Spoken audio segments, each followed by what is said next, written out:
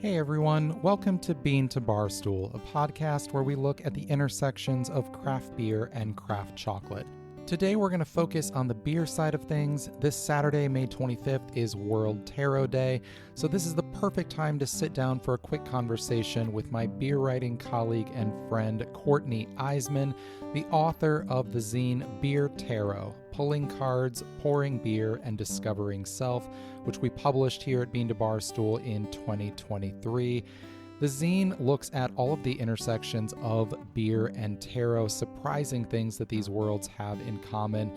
If you have been a fan of beer and just curious about taro, or you are into taro and curious about beer, not sure really what's in the other world, the zine is a fantastic way to kind of let you dip your toes in without any kind of pressure and just learn a little bit about the other world. We have a quick conversation here with Courtney where she shares some surprising things about beer for taro fans and surprising things about taro for beer fans. So listen in to this quick bonus episode with Courtney Iseman. Listen to the end, and I will share a discount code after the conversation so you can get 30% off the zine in the Bean to Barstool shop. Here's Courtney.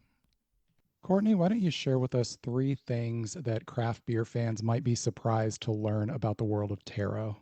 Absolutely, I would love to. The first thing, and these are kind of things that I find myself talking about a lot lately. I think they're some of the most important things people new to tarot maybe don't understand. They're kind of misconceptions floating out there. So the first one is that tarot's not like scary.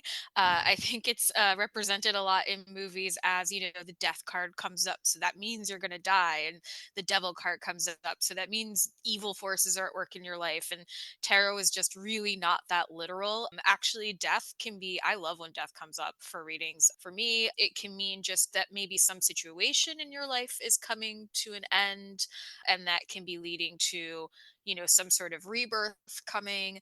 The devil actually speaks to temptations that you maybe don't want around. You're maybe feeling too materialistic. So, there's no sort of doom gloom truly evil vibes going on in tarot, and I would just want people to know that in case anyone's sort of like, ugh, like not scared, but put off by that.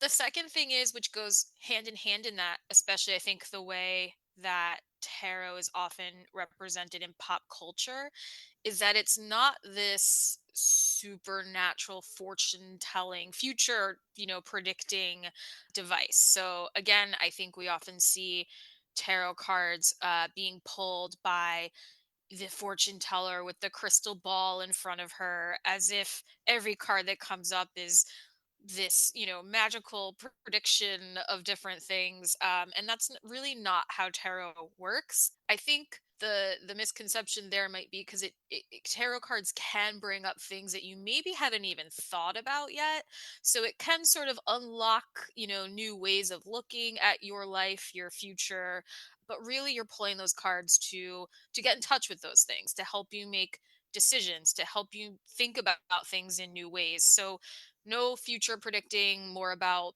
a lot of unlocking, a lot of getting in touch with yourself, thinking about things in new ways. And then the third thing, less of a misconception, more of just, I think, things people don't know. A lot of people really have no idea where tarot comes from. And it's something that, I get into some good detail within the zine, but as a sort of synopsis, this was started as a game in late 14th century Italy. The suits of the game have evolved into what the tarot deck is organized within. So there's major arcana, which is sort of personality cards. Minor arcana are more sort of spiritual themes for every day. But that sort of went throughout the centuries. It turned into an actual deck from 19th century England, with more of like the, again, not future predicting, but sort of like mystical thinking about my life sort of capacity. And then it was brought to America and made sort of mainstream as recently as like the late 60s. So that's kind of how long we've been using it in that capacity. Very interesting. And what are three things that taro people might be surprised if they are just getting into craft beer? So a couple of things I'm going to bring up are more recent developments I would consider. It's something that we talk a lot about within the craft beer industry, that like the outer perception has become IPA is craft beer, craft beer is IPA. That's such a domination of the style. So for anyone who's thinking like, well, I'm not going to try craft beer. I don't like these super bitter IPAs. That style is not for me. There are hundreds of styles. Like, I promise there's something for you. And even if you don't want to consume alcohol, like, we are in a golden age of non-alcoholic options too. So, if you like wine, if you like cocktails, like there's Belgian beers and these wild ales and beautiful fruit flavors in beer. If you like coffee, there are stouts for you. And we are thankfully, I think, fully out of the like being judged for what you drink era. So everyone is just truly about, drink what you like, drink what you want. There is something for you. And on that note, I think the second thing is that we are also finally, long overdue, seeing some really incredible diversity in the industry. So if you're also maybe put off or have this sort of preconceived notion about craft beer as something for like straight white bearded dudes in flannel, you know, a stereotype that's still being fought for sure, but we are seeing so much progress. We are seeing so many brewers and people enter the beer industry from all different backgrounds now, representing all different communities. It's slow progress, but it's happening. And I think beer is so much better for it. They're bringing in their culture, they're bringing in storytelling, they're bringing in ingredients, they're bringing in processes. And in doing so, they're breaking down further barriers of entry, and, welcoming even more drinkers into beer. So, hundreds of beer styles. Also, like, we're growing in the diversity of the people actually making the beer. And then the third and final thing is just that, and this is where I think beer crosses over with tarot, is that it's been part of our social fabric for centuries. Beer even longer so than tarot, of course, for thousands of years, really. People have come together over beer, over making it, over sharing it together. And I think that is why, now we're seeing like tarot readings popping up in tap rooms more. It doesn't have to be a solitary thing, tarot. Like, you can pull cards and talk about it with people. What do you think this means? What did you get? Like, how do you interpret this? Like, coming together over beer and over tarot, I think, make a lot more sense than people might assume at first. All right, great. Well, with that in mind, what are some favorite beers that you've enjoyed recently? So on that note of, the diversity of styles and not all craft beer is IPA, I've been making a really concerted effort to uh, make sure that I'm always venturing well beyond that, that style category. I had this incredible almond croissant stout from a brewery here in Brooklyn called Finback.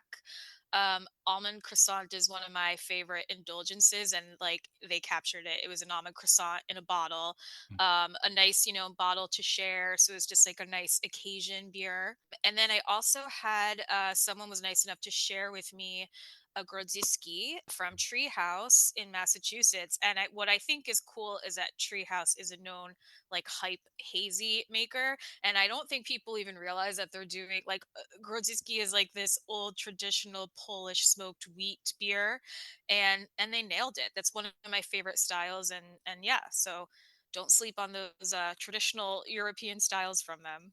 Yeah, absolutely. All right. Well, thank you so much, Courtney. Happy World Tarot Day. Thank you. Happy World Tarot Day to you.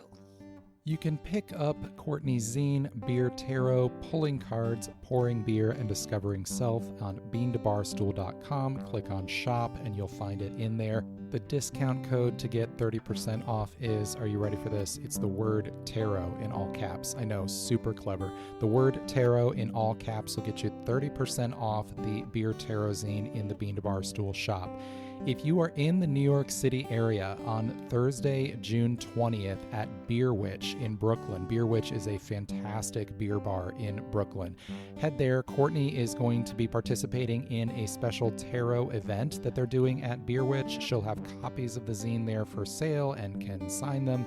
You can meet her. They'll also be doing tarot readings, and Beer Witch has just a fantastic beer list. It's a great bar, so you should check it out if you're in the New York City area anyway. Thursday, June 20th, that is the summer solstice. So what better way to celebrate the solstice than get a tarot reading, learn a little bit more about tarot, and have some fantastic beer. I'll put a little bit of information about that in the show notes as well.